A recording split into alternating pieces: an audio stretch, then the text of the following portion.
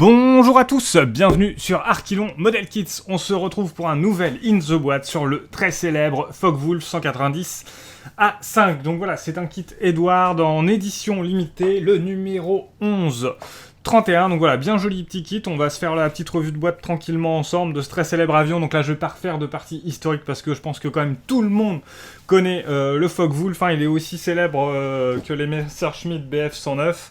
C'était l'autre pan, un avion qui a été très utilisé. Voilà, donc là il est représenté sous sa forme dite jabot, donc qui lui permet d'avoir en fait deux réservoirs largables de 300 litres, ce qui rendait le chasseur en mode chasseur bombardier à longue portée. Donc voilà pour la petite partie histoire, on va tout de suite regarder un petit peu, faire un tour de boîte. Donc voilà, design plutôt sympa comme d'hab chez Edward. Bon, je dirais sans plus, voilà, bon, c'est sympa, mais bon. Bref, le modèle est quand même bien mis en valeur, on va dire. Mais voilà, j'ai pas grand chose, je suis pas super méga fan, mais voilà, ça fait son petit effet. Donc concernant le tour de boîte, on a ici les modèles représentés. Donc vous pouvez faire pas moins de 5 Focke-Wulf. Alors c'est que des A5 et donc A5 U3 ou A5 U8. Donc voilà, il y a des jolis modèles sympas, notamment le noir là qui m'a un petit peu tapé dans l'œil, qui peut être assez sympathique. Ensuite sur les autres parties, on n'a pas grand chose, juste sur celle-là où ils vont vous remettre justement tout ce qu'il y a dans le kit, donc notamment les filtres à air en résine et puis les réservoirs largables en résine. Donc on va sans plus tarder ouvrir cette petite boîte. Donc le kit est assez sympa, hein. Bon après voilà, ils ont fait beaucoup de Focke-Wulf chez Edward, hein, donc voilà, mais vous allez voir, franchement il est assez finement gravé, complètement rifté, il est assez sympa. Donc à l'ouverture de la boîte, comme d'habitude, on va se retrouver avec les grappes, donc grappes transparentes, donc là tout emballé, donc quand même sachet unitaire pour les transparentes comme d'habitude, puis là on a deux grappes qui sont ensemble, avec notamment les fameux fuel tank en mode parisine ici que je viens de voir, et puis juste un deuxième sachet avec la partie fuselage et aile supérieure, inférieure. La partie résine ici, donc on va découvrir juste après. Sur la revue des grappes, vous avez les petits décals, petite planche de photo découpe ici, les masques fournis, et puis une autre toute petite planche de décal ici. Donc là, voilà, du classique, et puis une belle notice en papier glacé de chez Edward, comme toutes les notices édition limitée.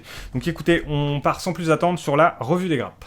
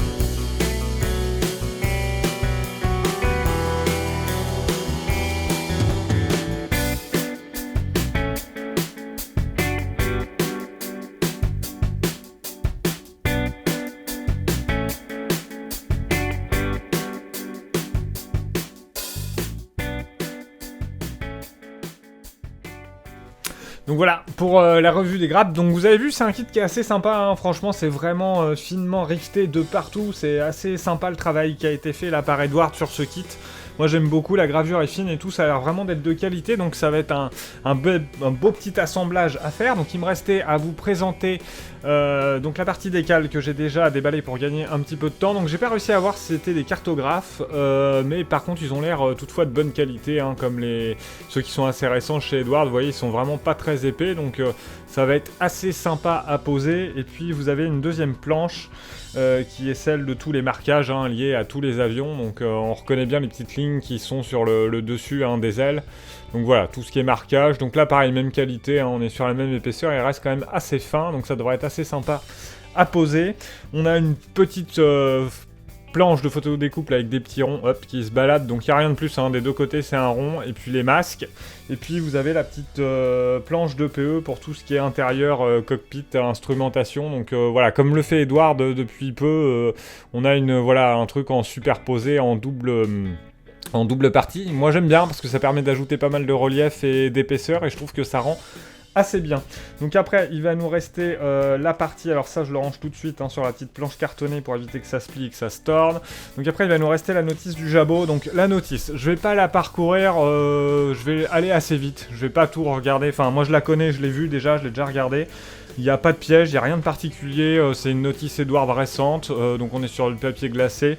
Les étapes sont strictement identiques. Alors bon, par contre ce qu'on peut remarquer quand même, c'est que là on a quand même beaucoup de pièces qui sont surlignées en bleu, donc ça c'est toutes les pièces que vous n'allez pas utiliser dans le kit, hein. Vous avez même 2 paires d'hélices.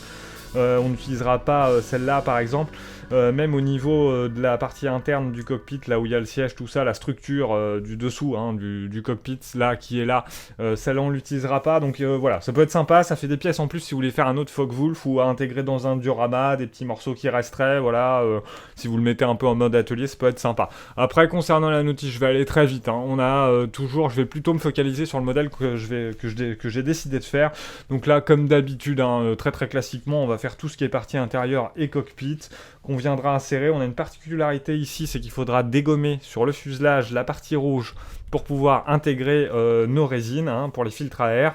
Après on travaille un petit peu sur les ailes des deux sens, dessus, dessous, et puis on va classiquement rassembler les deux avant de remettre la partie haute de notre fuselage dessus. C'est un montage qui ira assez vite, hein, il n'y a pas énormément d'étapes non plus. Là on fignole un petit peu avec les gouvernes, etc. On a la partie train, hop hop, et on est presque déjà arrivé à la mise en croix. Restera la partie hélice à faire. Et puis ici, et ben évidemment, on fait vraiment l'assemblage avec position de canopée ouverte ou fermée. Vous avez le choix des deux sur le Focke-Wulf. Et puis Edouard, là, nous remet un petit peu la partie masque où il faut les poser exactement sur les verrières. Donc ça, c'est toujours appréciable. Donc voilà pour la notice. Pas de piège, montage assez simple, hein. Vous voyez, ça tient en 8 pages à peu près. Sachant que sur la première, bon bah voilà, elle ne compte pas, donc on a 7 pages de montage, ça va aller assez vite. Et puis là on a la partie, donc plutôt 8 alors, la partie vraiment dédiée au niveau des bombes et tout ce qui fait le fameux jabot, hein, puisque je rappelle, l'idée de cet avion là c'est d'en faire un chasseur bombardier, donc qui a été pas mal utilisé. Voilà, donc sur les modèles proposés, d'emblée, on a le modèle A, donc là, moi, c'est celui qui m'intéresse. On va revenir dessus. Je vais passer d'abord sur les autres. Donc après, vous aviez ce modèle B qui a été utilisé en Sicile, que j'ai pas décidé de faire. Le C, au niveau de l'Union soviétique, qui a été utilisé, hein, donc sur le front de l'Est. On a celui-là qui a été utilisé en France, qui est assez sympa, là, avec son camouflage un peu, voilà, mode fumée, passé comme ça. Il était assez sympa, celui-là. Et le modèle E qui est là, qui est plus classique et qui a été en Sicile. Alors la particularité du B, C, D, E, c'est que vous voyez, si vous avez regardé un peu l'image, on ne pose pas nos fameux kits résine de fuel tank. Donc voilà, déjà le choix à moi était un peu conditionné par ça, je trouve ça dommage de le laisser de côté, même si on pouvait les mettre à côté de l'appareil ou autre. Bon, voilà, il y a le modèle présenté qui les utilise, il n'y a vraiment que le A, et c'est celui qui m'intéressait vachement pour son histoire et pour son modèle de peinture. Donc son histoire, en gros, c'est pas banal, hein. En gros, le 20 juin 1943, son pilote de la SKG 10, donc je vais pas réussir à vous prononcer le nom, mais ça semble être Werner Hahn ou quelque chose comme ça, en gros a perdu le contact radio lors d'un raid nocturne. Et en fait, il s'est totalement perdu et a fini par atterrir sur un aérodrome anglais. Donc évidemment, il a été capturé, l'avion avec, hein, puisqu'en plus il s'était posé intact. Donc les Anglais se sont servis pour justement étudier les Focke-Wulf et puis comment les contrer.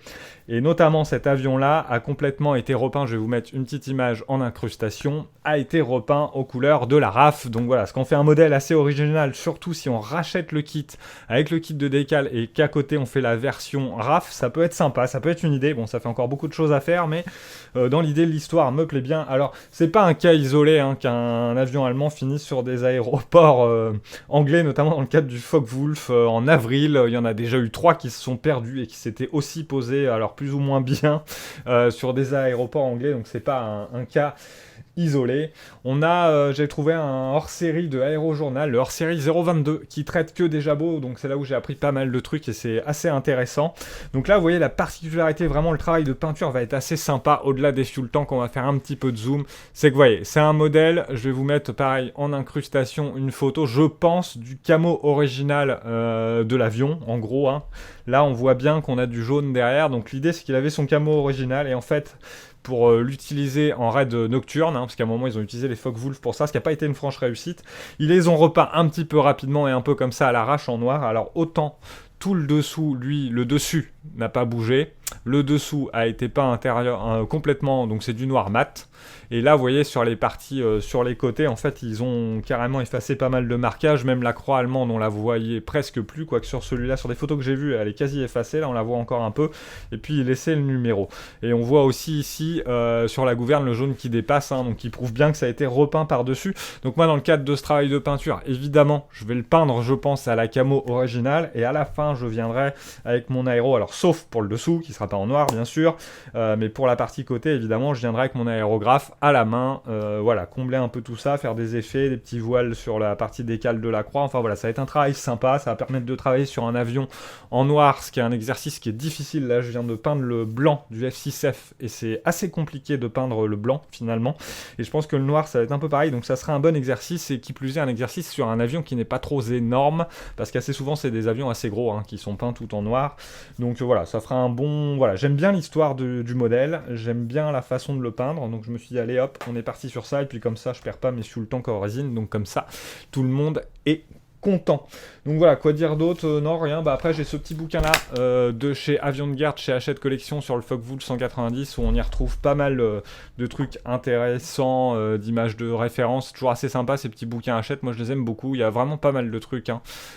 C'est bien découpé, c'est bien expliqué, et je m'étais arrêté un peu sur ça, le fameux Mistel 2, donc voilà, assez particulier, avec un Focke-Wulf ou un BF au-dessus. En gros c'est la structure d'un Junker 88 qui a été reprise, on a enlevé toute la partie cockpit et on remplace par une tête armée, une ogive, hein, et en gros ça servait de méga bombe.